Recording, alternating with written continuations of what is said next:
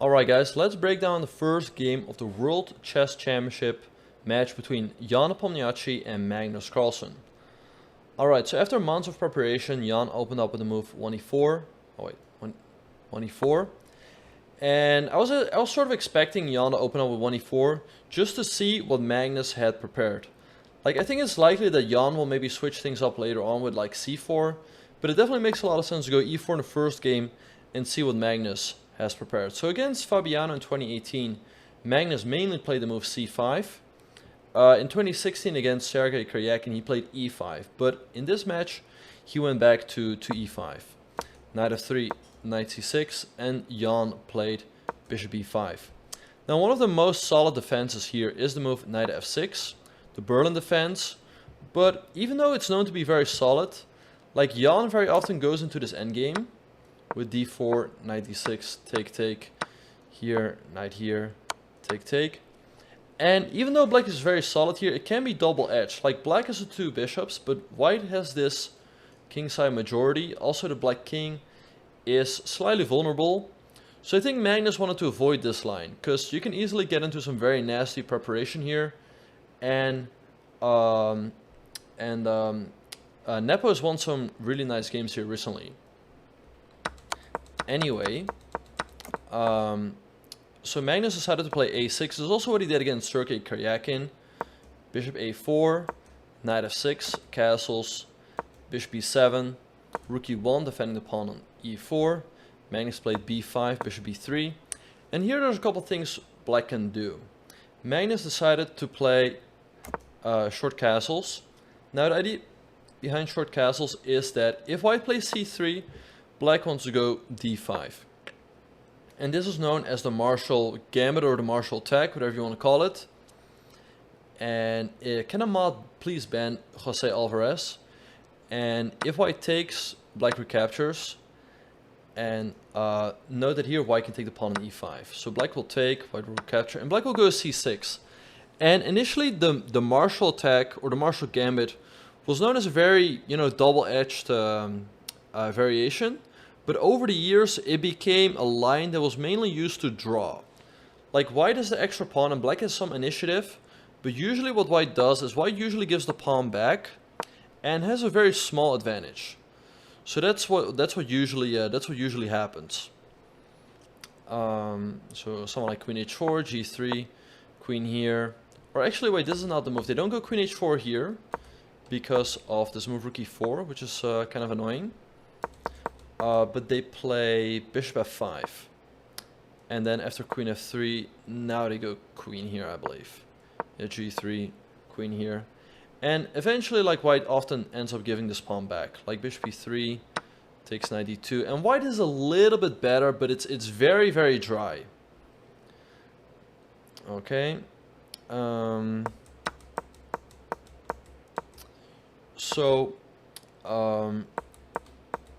But you can also avoid the Marshall Gambit, which is what Jan does here with the move h3. And the main move here is bishop b7. Black can also go d6, but this will transpose into the traditional reload passes with c3. Black can do a lot of things here. Black can play knight a5. This is known as the Chigorin variation. White goes bishop c2, black goes c5, white goes d4, and black goes queen c7. And actually, if you are a fan of Hikaru Nakamura, he has a picture on his Twitter with his new G Fuel shaker, and this is the position you will see on the board. Check it out. Knight a5 is one move. You can also play bishop e7. This is known as the this is known as a Zaitsev. White goes d4, rook e8, knight d2, bishop f8, and this is another variation. Like, black puts a lot of pressure on the pawn on e4. And then last but not least, there's also the Breyer variation, which starts with knight to b8, d4, and you go knight to d7. It looks weird, right? Like, why would you waste two moves? But the knight is a bit more harmoniously placed here. It's not blocking the c5 push or c6, and you can also play bishop to b7. So those are the main moves. You can also frick around here with moves like h6, bishop e6. Or like a5 if you want to be slightly worse. Knight d7 is also a nice move if you want to be worse. But Magnus played a move which has not been seen a lot, which is knight a5. I mean, I don't think I've ever seen this move. And even Anish Giri on the Chess24 broadcast said that he had not seen this. Now, it looks weird, right? Because black is simply hanging this pawn. The knight was the only piece defending this pawn, but it's making sure that he will get the white bishop pair. Alright, so Nepo took, Magnus took the bishop, and after he captures played bishop e7, hitting the pawn on e4, white played d3, and black played d5. So kind of in the spirit of the marshal, he's gambiting a pawn, but he wants quick development. So now there's no good way to protect the pawn on e4, so Nepo had to took, queen takes d5, and Nepo remembered the rules of chess. He was like, hey, let me develop with a tempo. Let's go knight c3, hit the black queen. This looks good. Magnus played queen takes g2. And Magnus went on to win the first game of the World Championship 2021. Very sad start for Nepo, who had a bit of a blackout there. But actually Nepo played queen to f3. And Magnus played bishop to d6, putting pressure on the knight on e5. And here a bit of a weird move, but it actually has a nice point. Nepo played king to f1. Now the point is that if you go knight to c3, which looks once again most natural, you hit the queen. Black is an amazing move. Black plays queen takes e5, and white is in trouble because if you take the bishop on b7, guess what? There's checkmate. You lose the rook. And the bishop is covering this square, so that's game over. Now, if you take the queen here, black is going to take here. And for the moment, black is up a piece. Because black is 1, 2, 3 minor pieces, white is 1, 2. You cannot take this bishop, because then you lose your rook. So white is also going to lose a lot of material here. So, instead of that, Nepo played king to f1. Now, if Magnus goes queen takes e5 now Nepo is going to take here. And even though this is still complicated, right, Magnus can go queen to h2 to go after the white king, but I guess Nepo had this all prepared and he probably wanted to go queen f3. Check doesn't really do a whole lot, you just walk with the king, and you're gonna have to spend a tempo with this move, with this queen anyway. Like if you give a check, I can just block with the bishop, that's very important. And also if you go rook fe8 here, once again, muy importante, you have to move bishop e3 to block the e-file. So you can always go king e2. So let's go back. So for that reason, Magnus played rook fb8. This move looks very weird, but the point is that if you go knight to c3, once again he has this move queen takes e5, because now the bishop is protected. Right, if Nepo takes here, Magnus takes here, and Magnus is going to be up a piece. Nepo can go into this. And if you take here, Magnus can just recapture, and after takes, he's up a full rook. So that is the point behind this mystery move, rook f to b8. All right, but Nepo said in the press conference that he had still prepared this. So after rook fb8, he traded on d5. Magnus recaptured.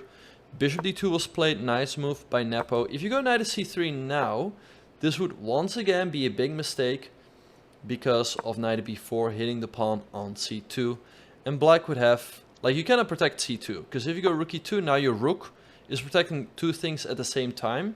There's a term for this, the rook is overworked. Black can take the knight here, you have to recapture, and then black takes here. And material is equal, but look at these pawns, like they're all split, so black is much better here. So for that reason, Nepo played bishop d2, stopping knight to b4. Magnus played c5, gaining a bit of space, and Nepo played knight f3 back. Like once again, if you go knight c3, knight b4, you can protect this pawn, rook c1, but still you cannot dislodge this knight, because you cannot play c3 or anything. Right, so this is still annoying. So for that reason, Nepo played knight f3, Magnus played rook to d8. I don't know if both players were still in their preparation. I mean, it's very likely. Wait, let me check real quick the timestamps. So knight f3, rook d8 was still played fairly quickly by Magnus, so this was for sure his preparation. But here Nepo was also not thinking too long for his moves leading up to this point. But for knight c3, he took his first real tank of the game with knight of c3, which took him 17 minutes. Now, you might be wondering, right, like, knight of c3 is the best move of the engine, and Magnus spent 22 minutes on knight of b4. So why did he not prepare knight of c3? But the thing is, like, at some point, you have to end your preparation somewhere, right? So probably he just put rook d8 in his file and said, like, with compensation, right? Something like that, is my guess. And as someone has mentioned, like, king e2 and king d1 might also be an idea. Maybe that's what he had looked at. But anyway, knight c3, he went knight b4, rook ec1. Kind of a surprising move, but he wants to keep the rook here, so he always has pressure on the pawn here. But I don't know, to me, rook ac1 looks a bit more natural. Rook ec1, rook aca by Magnus. And so Nepo played knight e2. Now I guess with knight e2, he wants to trade off with bishop f4 to neutralize the bishop pair. So Magnus played knight of c6. This move might look a bit, or like actually maybe one of the ideas of knight e2 is to chop off the knight on b4, but I don't think black should be too worried about that, because like if you ever, whoa, thanks Hikaru for the fat raid with 3,500 people. Holy smokes. Welcome everyone. Thank you so much Hikaru for the raid. Really do appreciate it, and I'm looking forward to doing commentary with you tomorrow, my guy. But yeah, I was, hello Hannah, how are you doing? I was just analyzing the game of today, of the World Championship. Yeah, welcome everyone, welcome everyone. Good to see all of you guys. So I'm analyzing the game of the World Championship match, and after that we will probably have a look at Danya's game, who's playing in the US Masters. But yeah, that's what's happening right now. We might do some puzzles later, but yeah, once again, hello everyone from the Hikaru channel. Thanks guys. Make sure to follow if you haven't already. We really appreciate that. But as I was saying, like after h6, I don't think Magnus should be really worried about this trade, because now he always has pressure on opponent c2. So I don't think Nepo would actually trade on b4. Alright, that's awesome, Hannah. So yeah, but he played knight c6 back anyway, bishop e3, and knight e7. Maybe he just wanted to maneuver this knight. Yeah, this will probably also be on my YouTube. This is for the YouTube, so I'll have to do some editing because you guys keep distracting me. But yeah, this will be for the YouTube, yeah. Knight e7 was played. He wants to maneuver with knight d5 and knight f5. Bishop f4, Nepo going for the trade, but this is a bit inaccurate. Like, I think something like knight g3 would probably make more sense, because you stop knight f5, and now you want to go, let's say, knight e4 to put pressure on the bishop and the pawn on c5. And you don't really mind this trade at all, because you get rid of black's bishop pair. Now the pawn on a6 is no longer defended, so that's really weak. You can just go knight e4 after that. So white is much better here. I'm